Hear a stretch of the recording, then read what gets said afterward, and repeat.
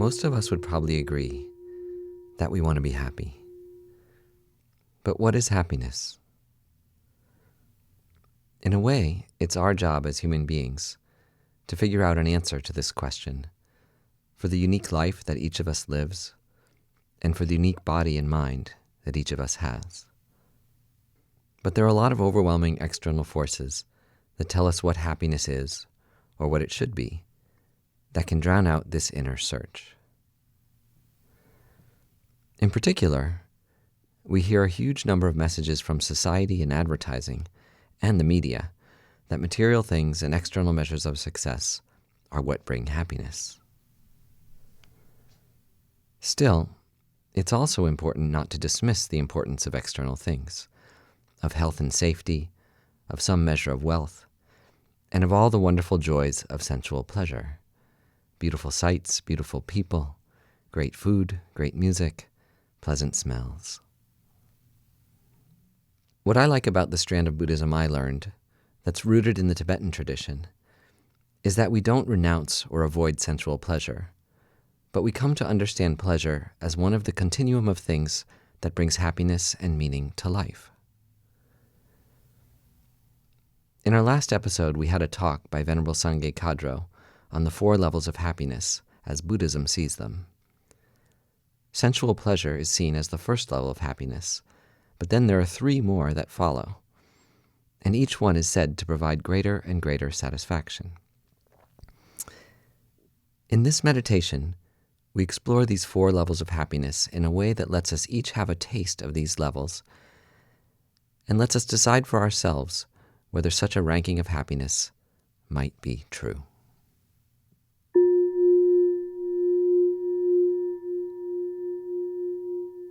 Settle into your meditation posture, either cross-legged on the floor or sitting in a chair with your legs uncrossed, feet flat on the floor.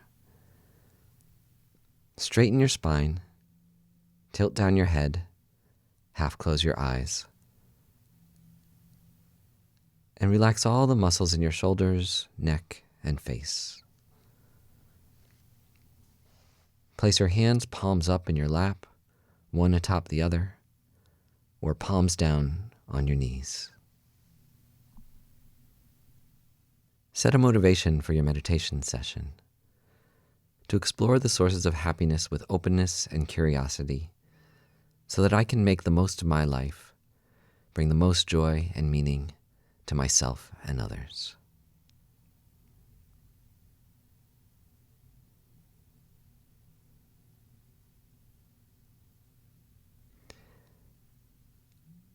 And now focus on your breath for 1 minute.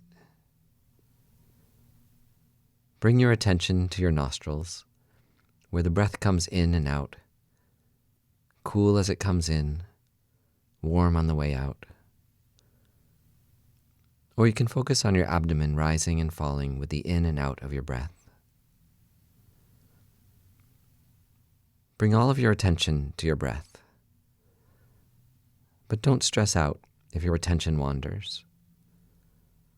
Realize that when you notice you have wandered, you're already on the way back to focus.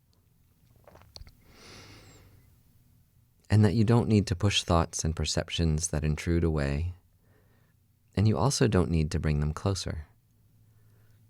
Just let them pass by naturally, and let your attention go back to your breath for 1 minute.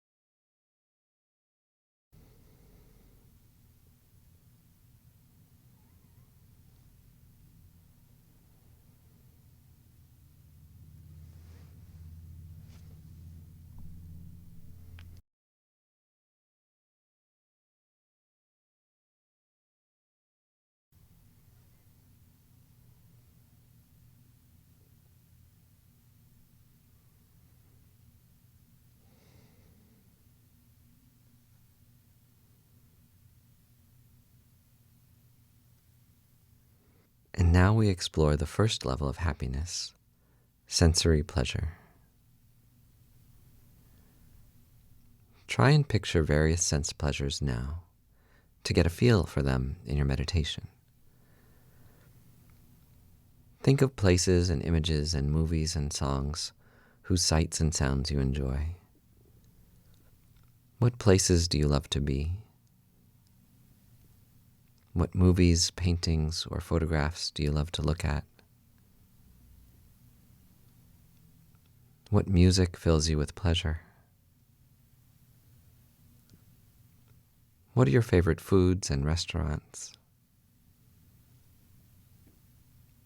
How do you like to be touched? And what and who do you enjoy touching? From beach sand and summer grass to your pet and your partner.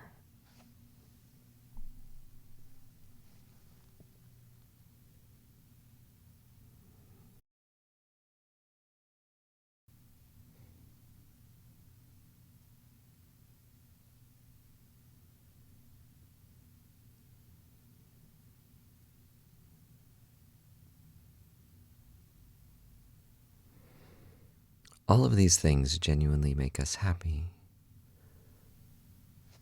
But what are their drawbacks? First of all, they're impermanent. None of them lasts. It's inevitable that we leave the beautiful place, the TV show ends, the song's finished, the meal's over, the vacation's done, we've finished making love with our partner, and so on. So if our happiness is wholly dependent on external sensory pleasure, then there's a little bit of constant disappointment at these experiences running out in the various ways that they do. Think about how or whether this is true for you with some of the sensual pleasures that you enjoy.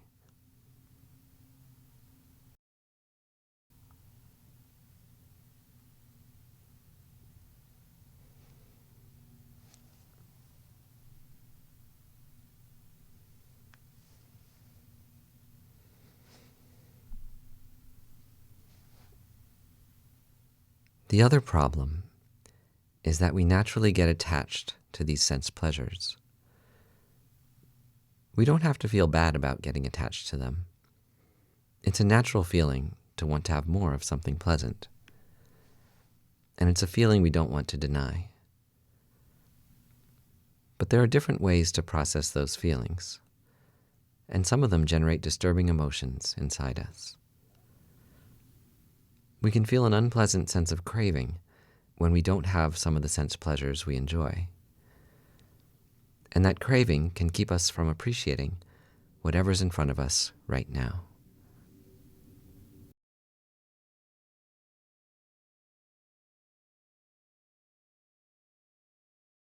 Sometimes we can feel that we can't even be happy without those external sources of pleasure, that we have to have them. From these feelings of craving, we can become sad. We can become irritable to the people around us and cause relationship problems.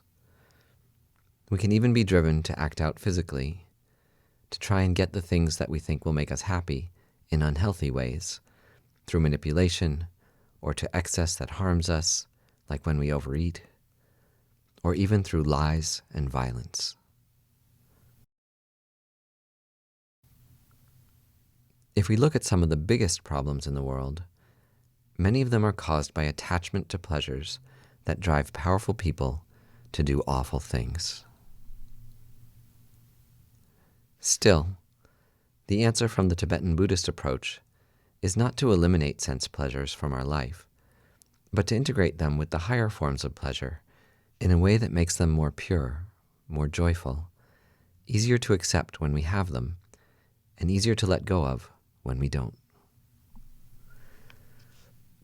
This is jumping ahead a little to the next levels of happiness. For example, we can integrate this first level of pleasure with the second level of pleasure, which is positive states of mind, using the technique of universalizing. That means, as we enjoy something, we wish that everyone in the world could have this wonderful thing too.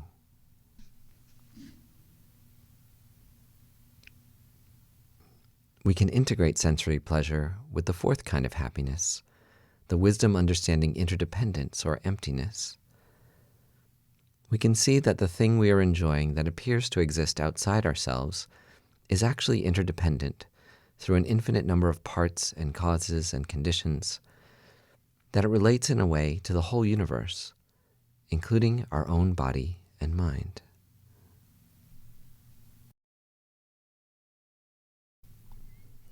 Where is that thing outside ourselves that we think brings us pleasure all by itself?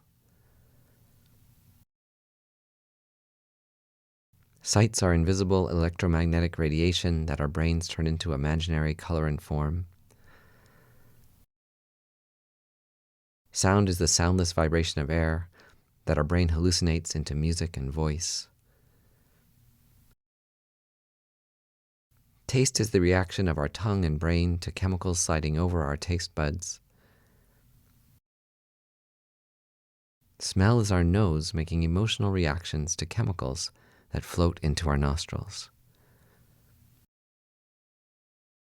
Touch is the vibrating of skin against different materials.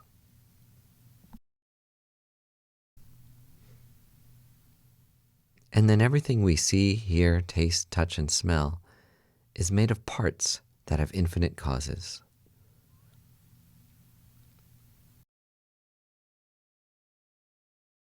So that's another way to deepen our appreciation of sensory pleasure, to realize its interdependence.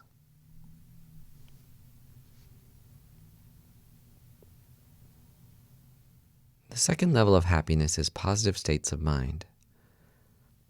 From this Buddhist perspective, positive states of mind like love, compassion, kindness, and generosity offer a higher level of happiness than sense pleasures. When we're with people we love, we have the second level of happiness, like a parent has to her child, a child to her parent, or the warm feelings for our friends and for people we're in common cause with in the world to accomplish what we believe in.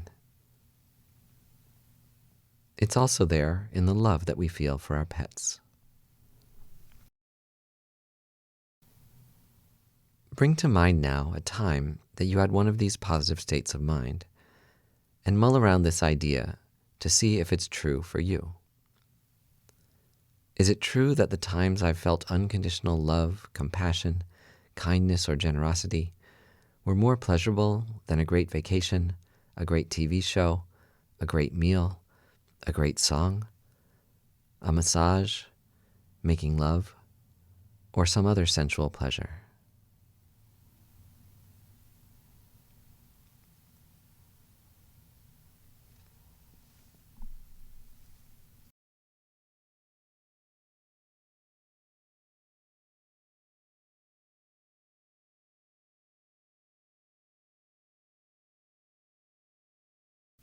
Take a look at this second level of happiness, positive states of mind, and notice how and why this form of happiness might be greater than sense pleasure. Because sense pleasures can tend to be a little self-centered, like this tastes so delicious to me, this feels so good to me. Whereas this second form of happiness is more altruistic, more concerned for others. We're less focused on our own pleasure and more on others' happiness. And the beautiful irony of this is that focusing more on others makes us happier than the more selfish focus on ourselves with sense pleasure. And like the Dalai Lama says, if you must be selfish, be intelligently selfish, because the true cause of our own happiness is cherishing others.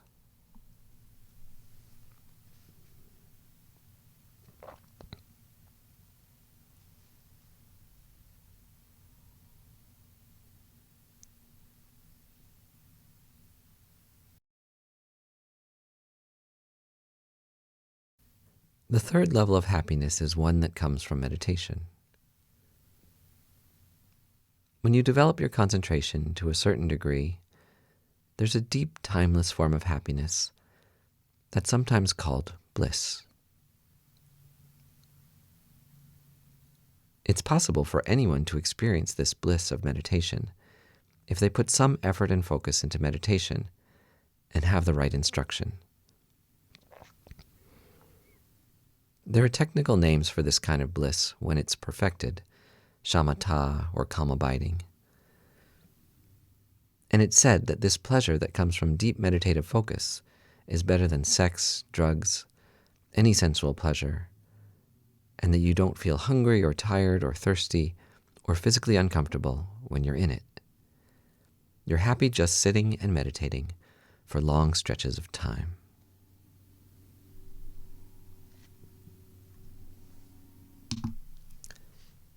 Of course, most of us don't have this level of concentration. But for a minute, let's try and get a taste of it. Try and let all of your sensory focus dissolve. Let go of sight, smell, taste, touch, sound.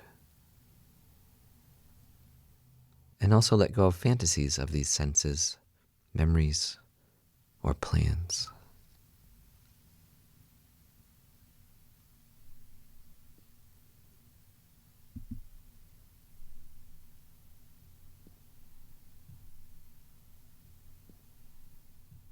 Try and turn your mind inward for a moment and focus on your inner experience. The mind focusing on the mind.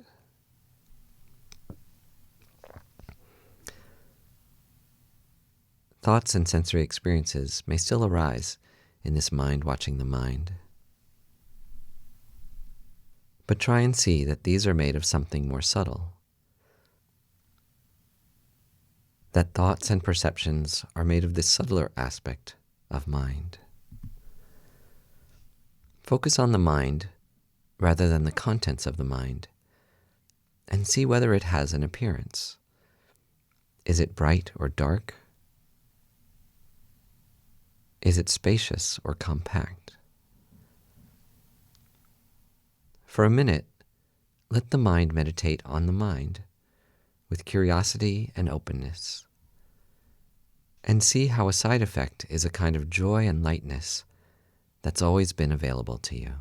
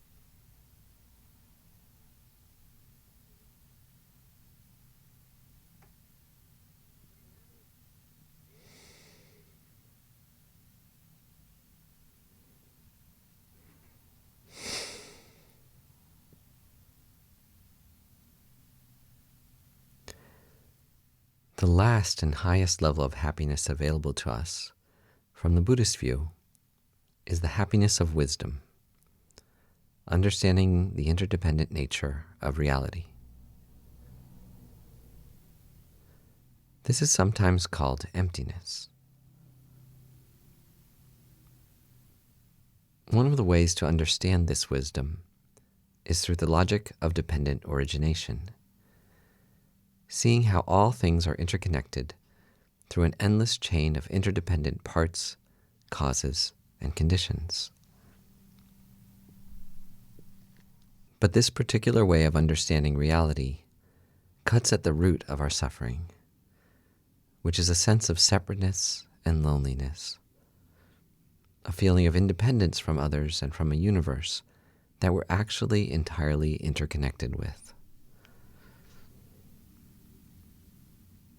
So to explore this idea, let's meditate on it in the context of an object of pleasure and then of ourselves.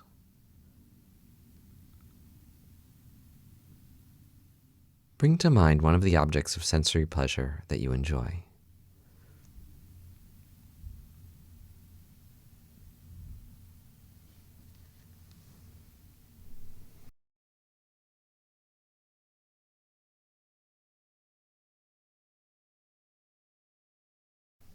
Now analyze how it's made of parts.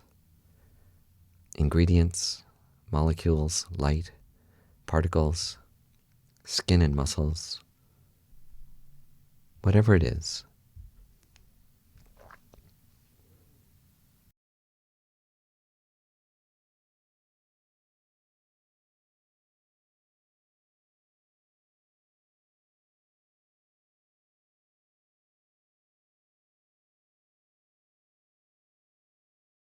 There's actually no thing there. No meal, no TV show, even no partner. That's separate from those parts.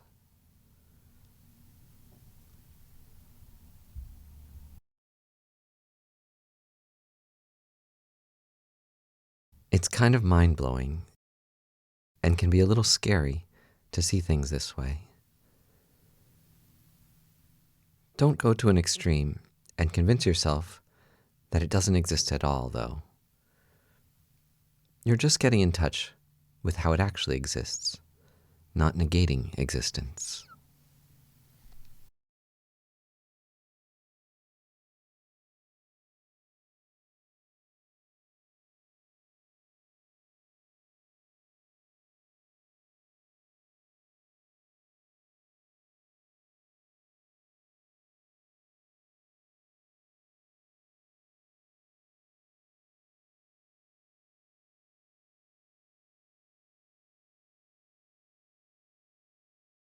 Now look at how all those parts have causes. They didn't just spontaneously come to be. They came from other things. Food came from plants and animals, water and sunlight. Media came from the minds of its creators and an interaction with the history of all our culture and technology.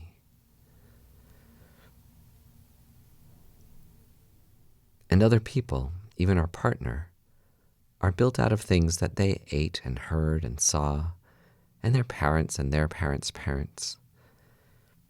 And each of these chains can be traced back forever, so that we're all connected to the history of evolution of life on this planet, to the birth of our star, the heavy elements in the universe, and even the origin of the universe. Like Carl Sagan says, if you want to know how to bake an apple pie, you have to go all the way back to the Big Bang.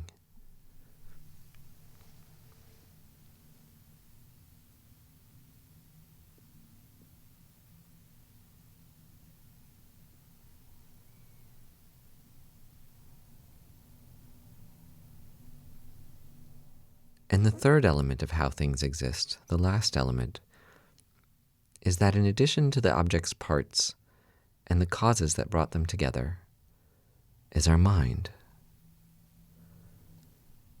Our mind plays an essential role in projecting a wholeness, a thingness, a you-ness onto this collection of caused parts. Meditate on this way of seeing your object of pleasure now as a collection of parts with infinite causes, and your mind projecting a label of wholeness, separateness onto them.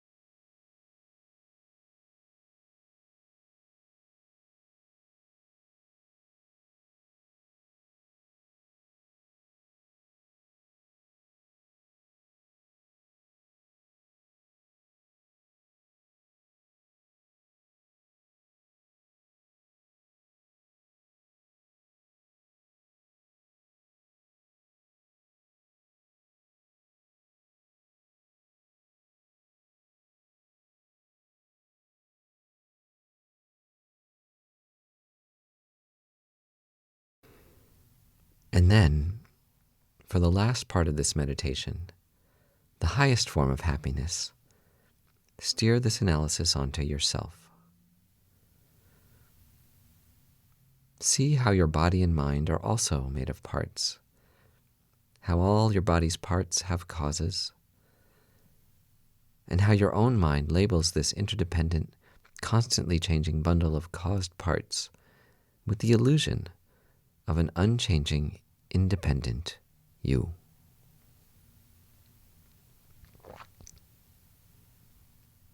In meditation, in a way that goes beyond words now, try and see yourself in this fuller, more dynamic, wholly interdependent way, for a taste of the highest form of happiness that comes from wisdom.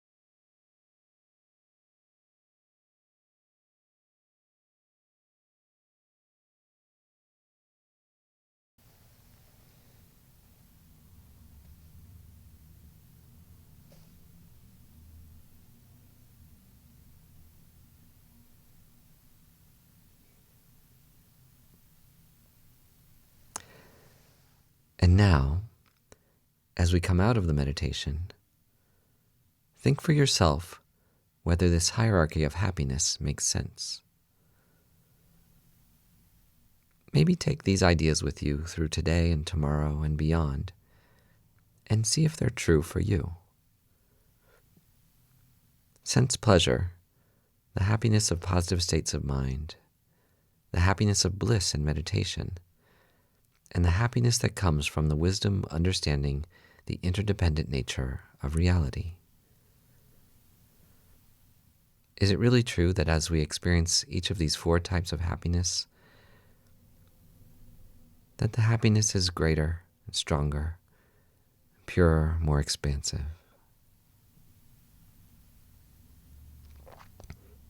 Take this idea on, at least as a hypothesis, for a little while, and decide for yourself, with the motivation that we want to be happy in order to make our life and the lives of everyone we encounter as joyful and meaningful and connected as we possibly can.